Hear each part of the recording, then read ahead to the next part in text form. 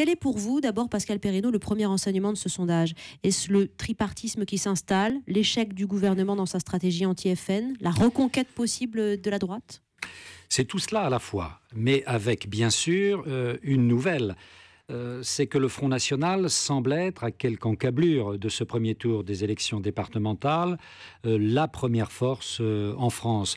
On avait eu déjà des prodromes de cette affaire aux dernières élections européennes, mais tout le monde se disait, il y a une abstention élevée, ce sont des élections européennes, loin des préoccupations nationales des Français. Là, avec les élections départementales, on est au cœur de la politique nationale, et le Front National confirme et signe. Il est en première position entre l'UMP, UDI et lui, c'est à 1 point, donc on est dans la marge d'erreur, il faut être extrêmement prudent. Mais enfin, il a connu une progression sensible. 30%, c'est beaucoup plus que le score de 24 et quelques qu'il avait enregistré aux européennes.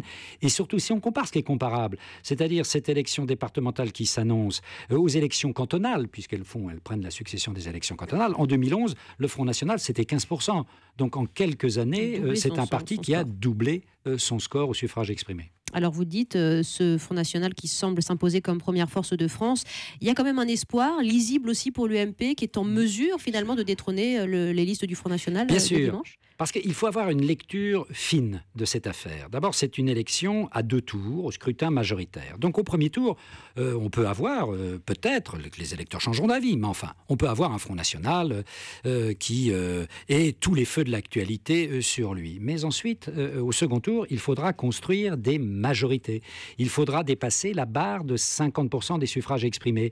Et là, c'est beaucoup plus difficile, même pour un parti comme le Front National, qui est un parti électoralement puissant. 30%, c'est loin de 50%. Il faut aller chercher 20% d'électeurs ailleurs, et c'est là où le Front National pourra souffrir, dans cet entre-deux tours, d'être une puissance, mais une puissance solitaire, sans alliés.